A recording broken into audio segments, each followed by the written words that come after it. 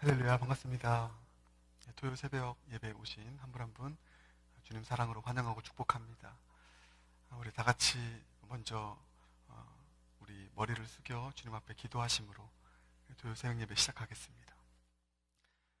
감사하시고 은혜로우신 아버지 하나님, 주님의 변함없는 신실하신 사랑의 은혜를 인하여 감사드립니다. 새벽 이슬 같은 주님의 백성들, 고귀한 하나님의 사람들, 주님을 너무 사랑하여 주님밖에 없기에 오늘 이 새벽 첫 시간 우리의 첫 번째의 가치가 되시는 주님 앞에 나왔습니다. 전심으로 주님을 구하며 나아가는 이 심령들을 주님께서 불쌍히 여겨주시고 여호와의 눈은 온 땅을 두루 감찰하사 자기에게 전심으로 향하는 자들에게 능력을 베푸신다는 그 약속 이루어 주시옵소서. 우리의 삶을 아시고 또 우리의 마음의 고민과 기도를 아시는 주님께서 전심으로 향하는 우리의 간절한 기도를 들으시고 역사하셔서 우리의 삶에 마침내 하나님의 놀라운 구속의 은혜, 회복의 은혜, 치유의 은혜를 경험하여 주님의 그 전능하심을 간증하는 간증자들로 모두가 다 설 수 있도록 은혜 베풀어 주시옵소서. 오늘 예배를 주님께 맡겨드립니다.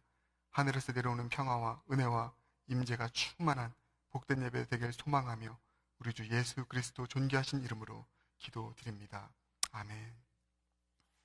함께 찬양하시겠습니다. 407장입니다. 407장 구주와 함께 나 죽었으니.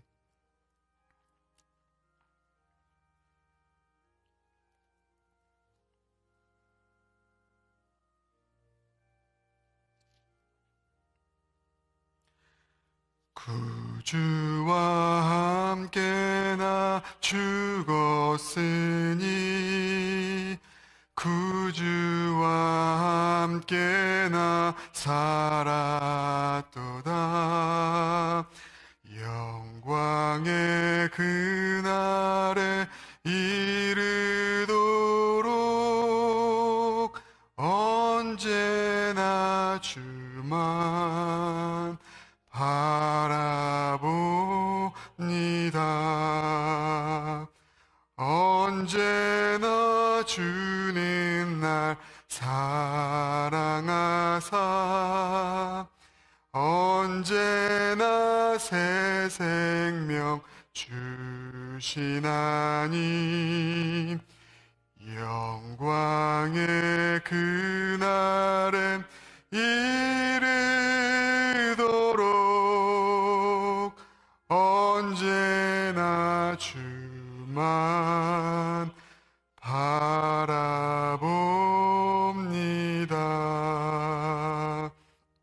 마음속에 시험을 받을 때와 무거운 근심이 있을 때에 주께서 그때도 같이 하사 언제나 나를 도와주시네. 언제나 주는 날 사랑하사 언제나 새 생명 주시나니 영광의 그날에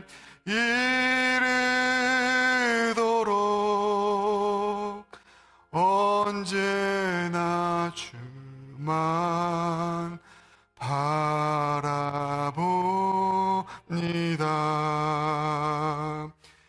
뼈 아픈 눈물을 흘릴 때와 쓰라린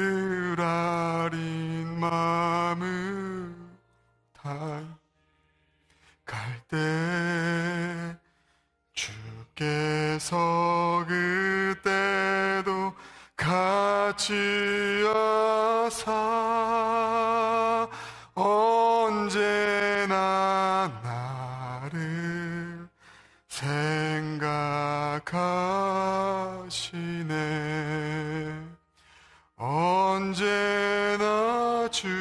주는 날 사랑하사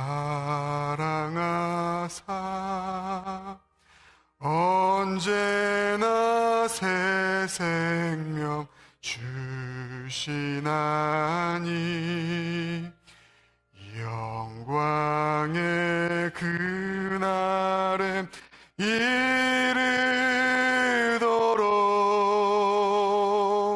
언제나 주만 바라봅니다.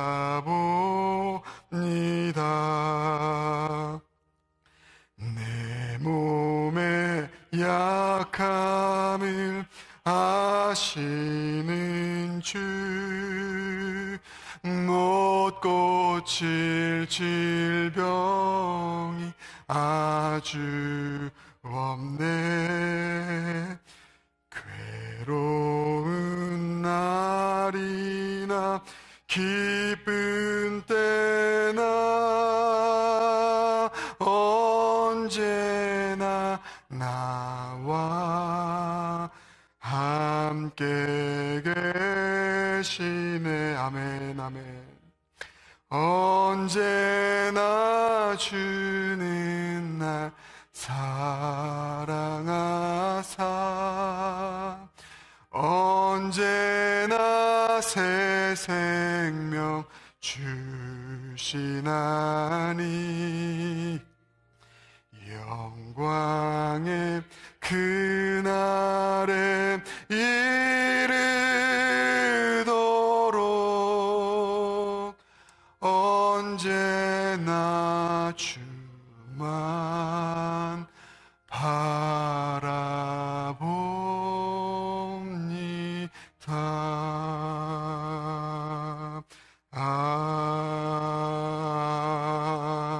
아멘. 아멘. 참 좋으신 우리 사랑의 주님을 찬양합니다. 오늘 하나님께서 우리에게 주신 말씀 느헤미야 6장입니다. 느헤미야서 6장 15절과 16절. 제가 가진 구약성경 734페이지쯤에 있습니다.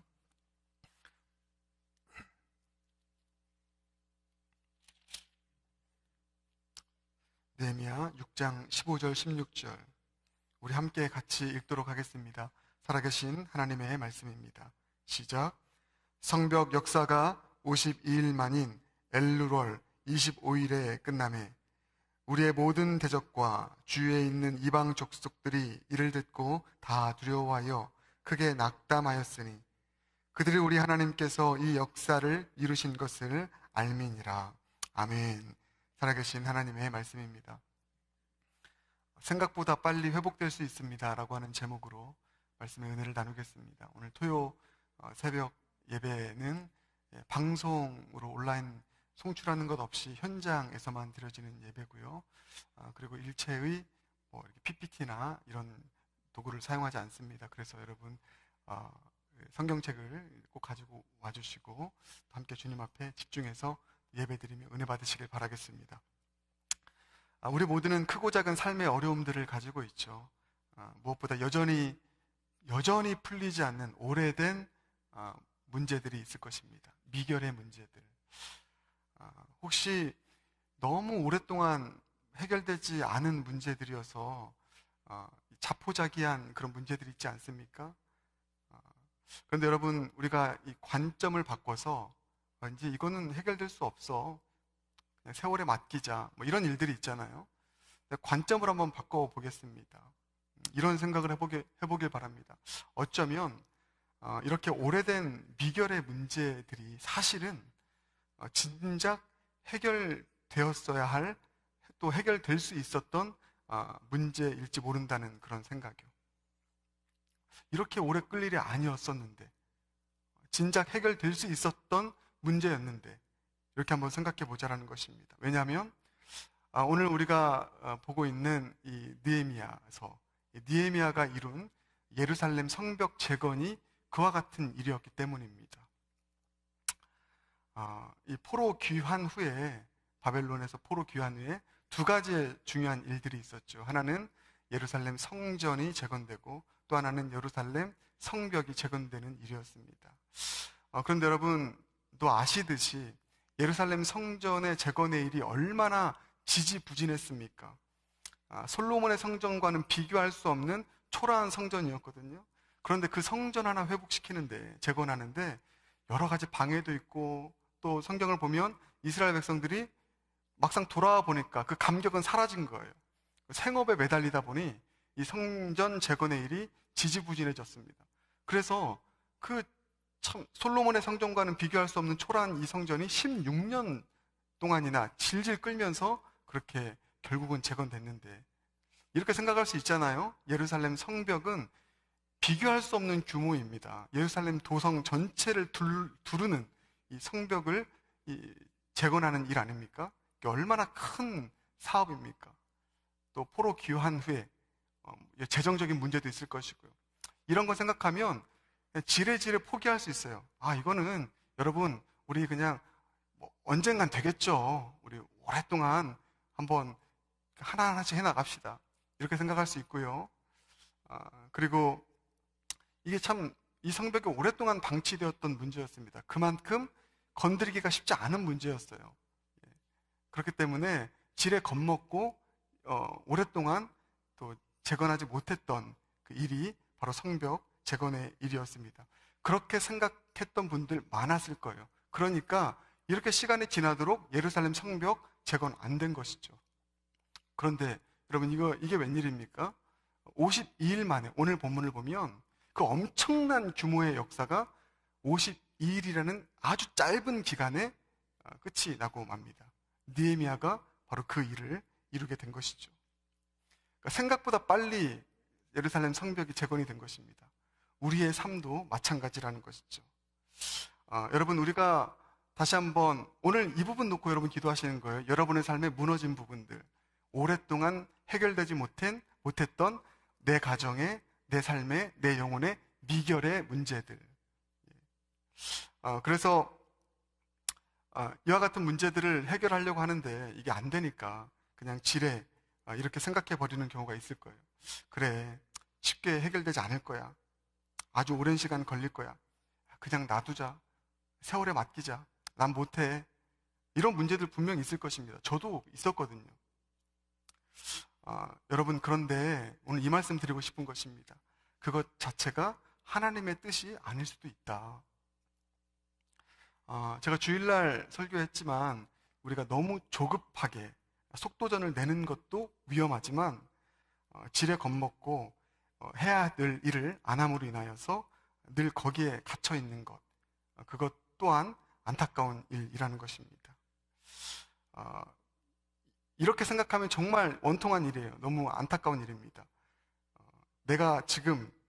만약 지금 여러분이 가지고 있었던 이 미결의 문제가, 오랫동안 가지고 있었던 미결의 문제가 52일 만에 회복될 수 있는 일인데 5년 2개월이 걸리고 있다면 이거 얼마나 안타까운 일입니까?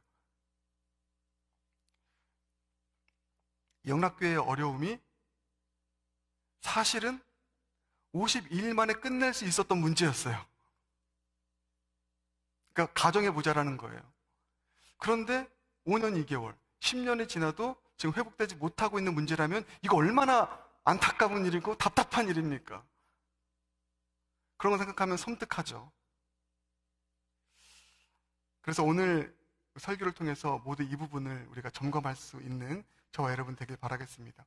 저는 이 설교를 준비하면서 이 부분을 제가 집중적으로 좀 주님께 물으며 준비했습니다. 만약 지금이 회복의 기회이고 회복의 때라면 생각보다 더 빨리 회복될 수 있는 길이 분명히 있을 거예요. 느헤미야가 그랬던 것처럼. 그렇다면 생각보다 더 빨리 회복될 수 있는 길이 무엇인지를 찾아보는 것입니다. 내가 느헤미야 같은 목회자 됐으면 참 좋겠다. 얼마나 좋습니까?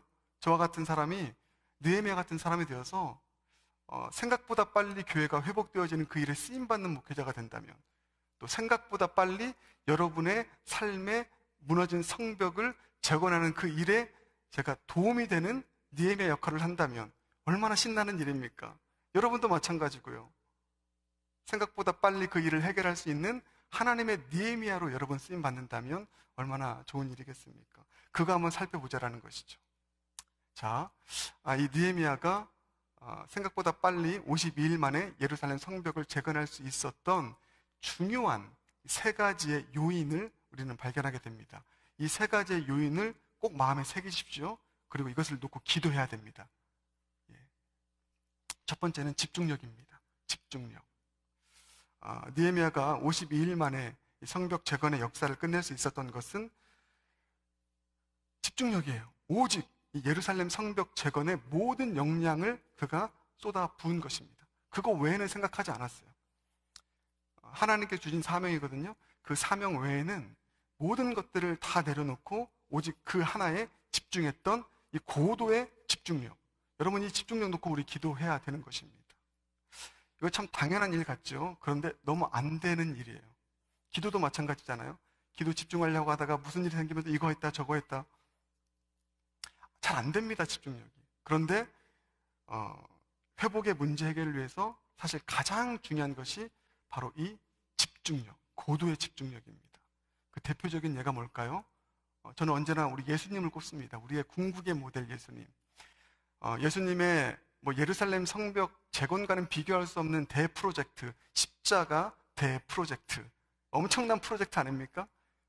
인류를 구원할 수 있는 엄청난 프로젝트. 그 프로젝트를 예수님 3년 만에 이루셨어요. 공생의 3년 만에.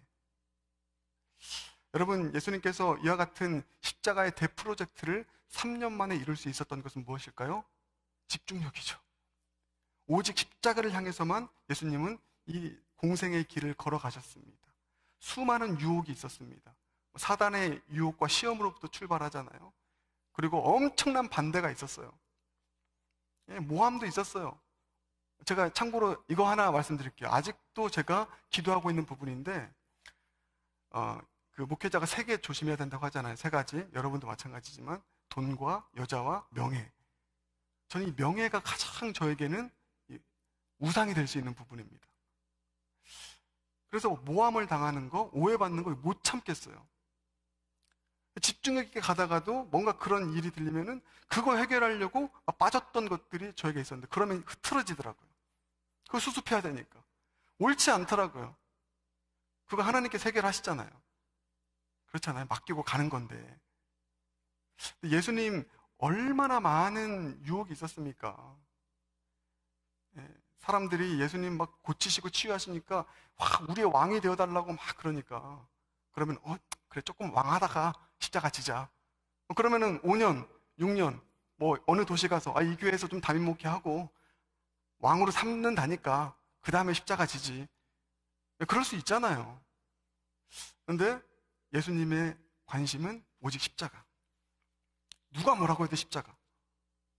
그 십자가를 향한 고도의 집중력을 가지고 모든 사역이 십자가를 향한 사역에 집중되어서 나아갔기 때문에 3년이라는 짧은 시간에 십자가의 사명을 완수하고 하늘 보좌에 앉으신 것 아닙니까? 주님을 닮은 사람들은 이 집중력을 가지고 살아가는 사람들이죠. 느헤미야도 마찬가지입니다. 하나님께서 느헤미야에게 사명을 주셨죠. 무너진 예루살렘 성벽 재건하라. 여러분, 사명은 보통 어떻게 오는지 아십니까? 하나님께서 주신 사명은 제가 지금 느헤미야서를 토요일마다 설교할까 이 지금 마음이 들 정도로 너무 우리에게도 맞는 말씀이고요. 근데 하나님께서 우리에게 진정한 사명을 주실 때는요, 우리의 어떤 막 치기 어린 어떤 야망을 통해서 어떤 그 사명이 생기는 것이 아닙니다. 눈물을 주세요. 그렇죠. 어떤 일에 대한 하나님의 마음을 품게 하십니다. 느헤미야가 무너진 예루살렘 성벽을 보면서 하염없이 눈물을 흘려요. 주님 주신 마음이죠. 참을 수 없는 그 마음, 그 긍휼의 마음을 가지고 사명이 시작이 됩니다. 그리고 그 사명에 느헤미야는 고도의 집중을 하는 것을 보게 되는 것이죠. 다른 거 신경 쓰지 않습니다. 그래서 여러분 잘 들으십시오. 느헤미야가 이 고도의 집중력을 갖기 위해서 한 일이 뭔지 아십니까? 가지치기였어요. 사명 외에 비본질적인 것들, 내가 붙잡고 있었던 것들 다 가지쳤습니다. 그 결단했어요. 느헤미야는 술관원이었습니다. 그 왕의 비서실장, 중앙 관직에 있었던 사람이었습니다. 근데 이 유대의 총독으로 온다는 것은 지방 그 어떤 관료로 좌천되는 것과 다름없어요. 그거에 개의치 않습니다. 사명을 위해서는 내가 높은 자리에서 좀 낮은 자리에 내려와도 상관없어. 이 가지치기요. 얼마나 많은 대적들의 모함이 있었는지 모릅니다. 공격이 있었는지 모릅니다. 그때마다 너 힘들어 죽겠다고 해서 막 집에 들어가서 이불 뒤집어 쓰고 그러지 않았습니다. 누가 뭐라고 하든 누가 모함하든 그 사명에 집중해서 나아갔고요. 인기도 포기했어요. 그 동족 유대인들 이방인과 결혼할 때 사실 느헤미야가 총독으로 있을 때 유대 땅에서 그가 어떤 명성을 얻고 지지를 받으려면 좀 좋은 일을 해야 되지 않습니까? 그런데 유대인들이 잘못된 길을 걸어갈 때 그들의 뺨을 때리고 이런 표현. 왜요? 성벽을 온전하게 재건하기 위한 이 집중력, 인기도 포기한 거예요. 이것저것 재지 않고. 여러분, 집중력은 어디에서 옵니까? 집중력은 버리는 데서 옵니다. 가지치는 데서 오는 것이죠. 느헤미야가 이 집중력을 놓쳐서 다시 술관원의 그 시절을 그리워했다면, 제가 만약에 영락교회 목회를 하는데 집중력을 놓쳐가지고 제자교회로 돌아가고 싶다 이러고 있다면, 이러고 앉아있다면 이게 되겠습니까, 일이? 날마다 공격해오는 대적들 때문에 힘들어서 집중력을 잃고 그렇게 막 고민하고 수습하려고 하고 있다면 그만큼 늦어지겠죠. 이런 말씀 있죠. 쟁기를 잡고 뒤를 돌아보는 자는 하나님 나라에 합당하지 않다. 제 말 아닙니다. 예수님 말씀이잖아요. 사명 받았으면, 그 쟁기 쥐어졌으면 돌아보지 마. 뒤는 내가 책임질게. 뒤는 내가 책임질게. 든든하지 않으세요? 걱정하지 마. 내 스스로 다 해줄게. 근데 주님은 앞도 책임져 주신대요. 여호와 이래. 준비해 줄게. 뒤도 책임져 주시고 앞도 책임져 주시고. 우리는 그냥 집중만 하면 돼요. 사명 받은 거. 문제는 사명을 못 받은 게 문제죠. 야망 가지고 사는 게 문제죠. 그 사명 받으려고 이 자리에 온 것 아닙니까? 여러분, 오늘 이 집중력을 위해서 기도하십시오. 집중력을 위해서. 그리고 가지치는 결단 꼭 하시길 바라겠습니다. 여러분이 주님의 일을 하는데 자꾸만 그 일을 방해하는 여러분의 삶에 중요한 요소들이 있을 거예요. 그것 때문에 또 빠지고 또 빠지고 또 빠지고. 그 가지치기를 위해서도 오늘 성령께서 밝히 여러분의 마음에 그 문을 열어주셔서 보이게 하시사 가지칠 수 있는 저와 여러분 되길 바랍니다. 그래서 사명에 집중하십시오. 사명. 우리 초대교회 영광으로 나아갈 이 사명, 사도행전적 교회를 향한 사명, 여기에 집중해야 되는 것입니다. 그래서 저의 사명은 죽으나 사나 영락교회 목회예요. 죽으나 사나. 예, 여기에 집중해야 되는 것입니다. 여러분, 제 취미가 뭘까요? 영락교회 목회입니다. 제 특기가 뭘까요? 영락교회 목회예요. 제 취미가 뭘까요? 예, 설교입니다. 제 특기가 뭘까요? 설교라고 말하면 너무 교만하겠죠? 아무튼 저는 그렇게 할 거예요. 오직 영락교회밖에 없어요. 영락교회 집중해서 가야. 근데 제가 뭐 영락교회 하면서도 이런 취미도 갖고 저런 취미도 갖고 뭐 이런 모임도 가고 저런 모임도 가고, 제가 그럴 성격이, 저는 멀티가 안 되기 때문에 그런 성격이 못 돼요. 집중할 거예요. 영락교회 목회. 자다가도 영락교회, 인사할 때도 영락교회 이렇게 인사할 정도로. 예, 목회자인 제가 그 정도의 집중력을 가지고 목회해야 이게 될까 말까 하는 건데, 예. 그래서 여러분, 이 집중력을 가지고 나아갈 수 있길 바라겠습니다. 근데 우리가 무엇보다 집중해야 될 게 있어요. 사명에 집중하는 것보다 더 중요한 것은 그 사명을 주신 주님께 집중해야 됩니다. 베드로가 너무 좋은 그림 언어죠. 물에 빠졌을 때 다시 빠져나오잖아요. 예수님께 집중합니다. 또 다른 거 보지 말고, 풍랑 보지 말고, 문제 보지 말고 나 봐. 베드로가 그 주님께 집중할 때 빠져나올 수 있어요. 마치 우리의 삶은 물에 빠진 그런 어떤 위기 속에서 살아가는 삶 같아요. 무엇에 집중해야 될까요? 우리가 환경 집중하고 사람 집중하고 야 안드레 나 좀 도와줘, 이러면 안 된다니까요. 문제 집중하지 말고 환경 바라보지 말고 오직 주님께 고도의 집중을 해서 그 주님 바라보며 나아가는 거예요. 오직 주만 바라볼지라 전심으로 자기에게 향하는 자들에게 능력을 베푸시나니. 이 고도의 집중력, 사명에 집중하고 그 사명을 주신 우리 주 예수 그리스도께 집중할 수 있는 저와 여러분 되길 바라겠습니다. 그런가 하면 생각보다 빨리 재건할 수 있는 두 번째 요소, 말씀과 기도죠. 첫 번째가 집중력이라고 했는데 어디서 이런 집중력이 나올까 궁금하지 않으십니까? 어디서 이런 집중력이 나올까요? 느헤미야의 타고난 기질 때문일까요? 원래부터 집중력이 있는 사람 있잖아요. 저는 되게 산만한 사람이에요. 근데 저는 지금 목회하면서 집중하고 있거든요. 근데 기질은 산만한 사람인데 왜 그럴까? 기질 때문이 아니에요. 그가 말씀과 기도에 섰기 때문입니다. 느헤미야에게 말씀과 기도는 여기저기 흔드는 일 속에서도 흔들리거나 휩쓸리지 않고 가던 길 계속 갈 수 있게 만드는 힘이 되었다. 이게 사실인지 한번 볼까요? 오늘 6장 15절, 16절을 읽었지만 6장 1절부터 보면 이제 이 두 가지의 중요한 방해 공작이 나옵니다. 예루살렘 성벽 재건을 저지하려는 방해 공작이 나와요. 두 가지 사건입니다. 한 사건은 산발락과 겟셈이라는 사람이 느헤미야를 온오평지로 유인한 사건입니다. 느헤미야를 해하고자 계획을 세운 거예요. 함정을 판 것이죠. 그래서 2절 보면 이렇게 나와 있죠. 산발락과 겟셈이 내게 사람을 보내 이르기를 오라 우리가 온오평지 한 촌에서 서로 만나자 하니 뭐라고 했죠? 실상은 나를 해하고자 함이었더라. 이런 의도를 가지고 만나자고 한 것입니다. 근데 안 나갔어요. 그러니까 이들이 또 애걸복걸합니다. 4절 보면 그들이 4번이나 이같이 내게 사람을 보내되 나는 꼭 같이 대답하였다. 4번이나 계속 사람을 보냅니다. 간절하게 간청하는 것이죠. 여러분, 그래도 사람들이 이렇게 제발 좀 만나달라고 막 애걸복걸하면서 막 겸손하게 요청하는데 마음 약해서 나갈 수 있지 않겠습니까? 근데 나가면 끝인 거예요. 죽는 것입니다. 근데 느헤미야가 어떻게 이것들을 알 수 있었을까요?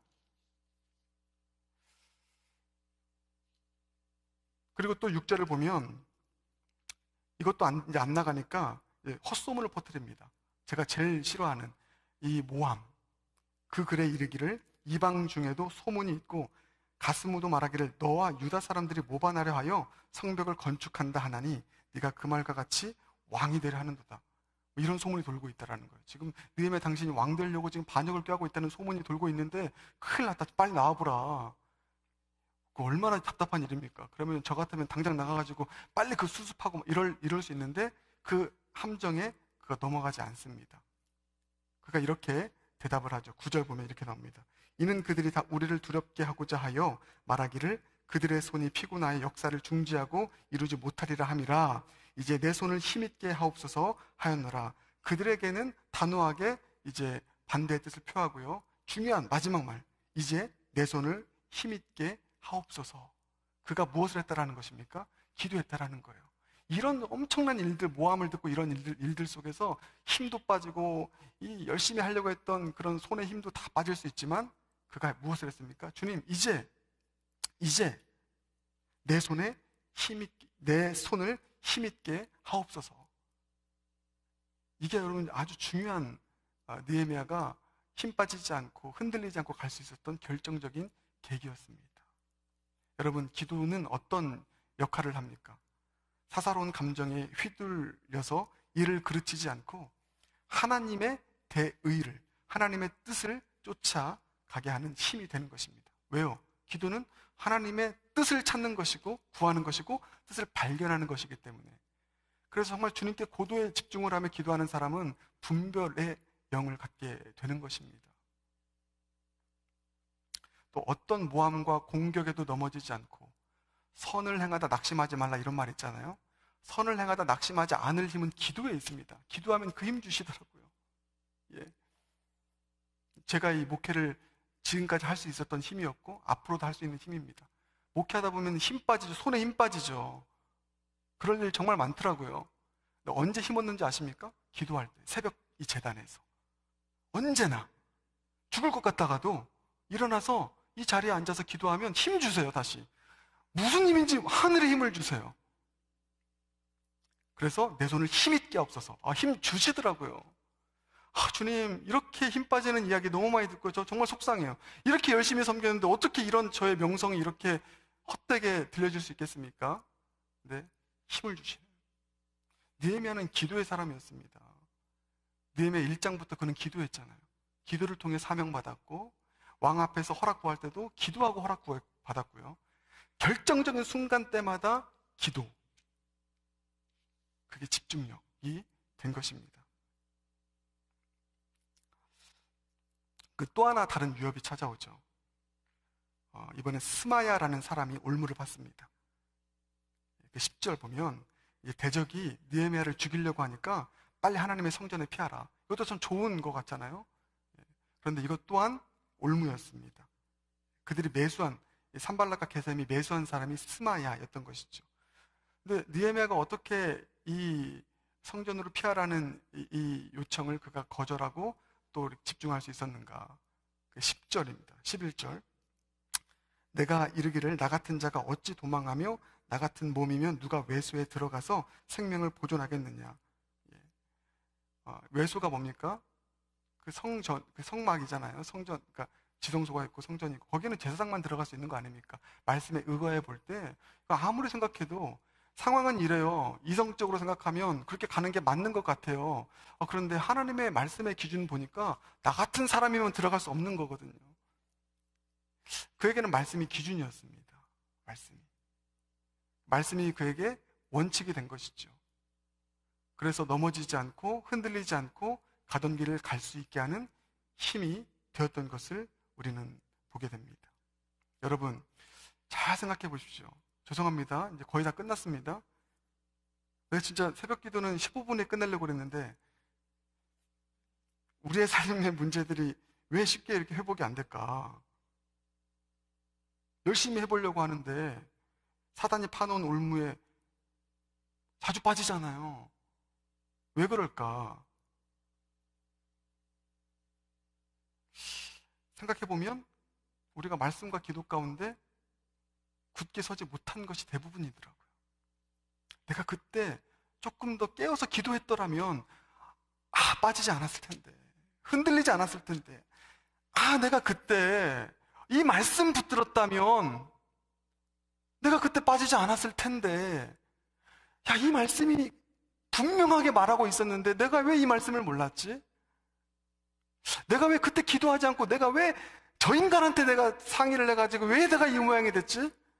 이런 거예요. 그렇더라고요.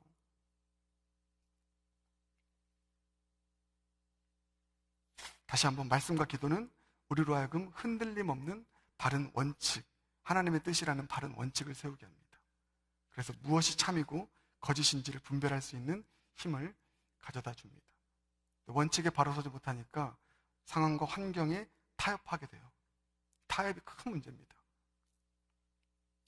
타협하다 보니까 돌아가는 거예요. 수요일 날 설교했던 야곱이 대표적인 사건 아닙니까? 축복 얻는 거 좋죠. 근데 그 팥죽을 너무 하나님의 방법으로 팔지 않습니다. 장자권 얻는 거. 주님 약속하셨는데 그럼 주님 방법으로 가야죠. 우리 그 짓을 참 많이 해요. 주님께서 아브라함에게 내가 너 아들 줄게 했는데 못 참아가지고 또 타협하고 다른 거 하고 이러다가 돌아가고 어려움 생기고 얼마나 우리 가운데 이런 일 많습니까? 여러분, 권면하고 싶습니다. 말씀과 기도의 원칙주의자가 되시길 바라겠습니다.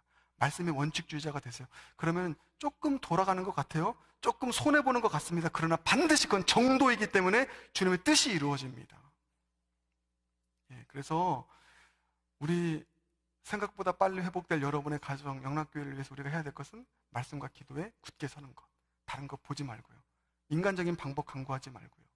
마지막 세 번째는 함께입니다. 함께 이루었어요. 이게 백미입니다. 느헤미야서, 저는 느헤미야서의 가장 아름다운 결정적인 장면을 꼽으라 그러면은 느헤미야 3장입니다. 가장 지루해 보이는 사람 이름 쭉 나오거든요. 그런데 가장 아름다운 장면으로 저는 꼽아요. 왜요? 느헤미야 성벽 51일 만에 지을 수 있었던 것은 느헤미야 혼자 한 거 아닙니다. 얼마나 많은 사람들이 당신은 이 문 맡아요. 자, 당신은 이 문 맡아요. 예를 들어서 1구역 여기 맡으세요. 2구역 여기 맡으세요. 이런 식으로 다 나눴는데 너무 아름답게 하나 되어서 탁 해서 25일 딱 끝난 것입니다. 함께 가장 아름다운 가치. 하나님은 우리로 하여금 함께 그 일을 이루어가길 원합니다. 여러분, 이게 저의 목회 철칙이에요. 목회 원칙이에요. 혼자 하는 것 아니라 함께 하는 것. 함께 하기 위해서 우리는 기다려줘야 됩니다. 늘 소통해야 됩니다. 배려해야 됩니다. 양보해야 됩니다. 함께 이루어가는 것을 주님은 기뻐하세요. 함께 가야 번아웃이 안 됩니다. 몇 사람만 끌고 가다 보면 번아웃 될 거예요. 모르겠습니다. 영락교회가 지금 번아웃 직전에 있는 분들이 있진 않습니까? 있을 거예요. 어디나 있더라고요. 함께 서로 짐을 나눠지면서 이 길을 가야 우리가 롱런할 수 있고요. 생각보다 빨리 이 일을 해결할 수 있습니다. 함께 가야 그 회복의 영광을 다 같이 경험하는 것입니다. 여러분, 저 번아웃 되지 않길 원하시죠? 오래오래 저도 하고 싶어요. 그래서 토요일은 제가 말씀에 집중할 수 있도록, 주일이 중요하니까 웬만하면 부르지 마세요. 다른 날 다 불러주셔도 되는데 토요일 그리고 수요일 오전 오후는 부르지 마세요. 집중하게.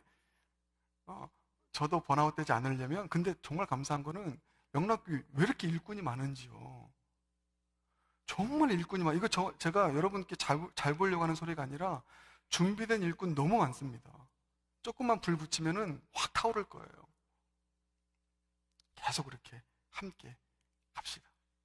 우리 영락교회 말씀 결론 맺겠습니다. 생각보다 빨리 회복될 수 있습니다. 여러분의 가정 생각보다 빨리 회복될 수 있습니다.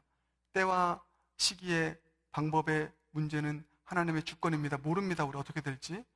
근데 저는 그거 기대할 거예요. 주님, 웬만하면 생각보다 빨리 회복해 주시지요. 영락교회. 저렇게 기도할 거예요. 근데 기도하면서 해야 될 게 뭐라고요? 집중력. 고도의 집중력. 또 말씀과 기도. 마지막 함께. 이 세 가지의 가치를 지켜가며 생각보다 빨리 이루실 주님을 바라보며 나아갈 수 있는 저 여러분 되길 바랍니다. 함께 우리 기도하기 원하는데 세 가지 놓고 기도하십시다. 집중력을 위해서 기도하십시오. 집중력. 사명에 집중하시고, 사명 안 받았으면 그 사명이 뭔지 구하십시오. 그리고 예수님께 집중하십시오. 가지칠 것 결단하십시오. 가지칠 것 결단하셔야 됩니다. 사소한 것부터 결단하십시오.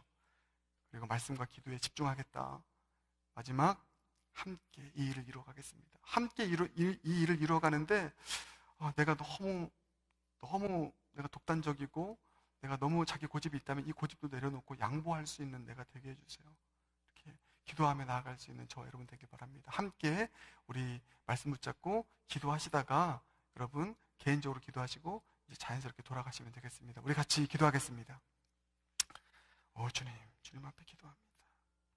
주님, 생각보다 빨리 회복될 수도 있다는 것을 또 우리에게 소망으로 주신 주님 감사합니다. 하나님 아버지, 주님, 우리의 가정을, 우리의 교회를 언제 회복시킬지 우리는 알지 못합니다. 그러나 이 기대 가지고 나아갑니다. 생각보다 빨리 주님 회복시켜 주실 주님을 기대합니다. 아버지, 우리 불쌍히 여겨주시고 주님께서 주님의 방법으로 주님의 주권적인 역사가 우리 가운데 임함으로 생각보다 빨리 회복될 수 있는 은혜 베풀어 주시옵소서. 주님, 우리 불쌍히 여겨 주시옵소서. 하나님, 우리 교회 정말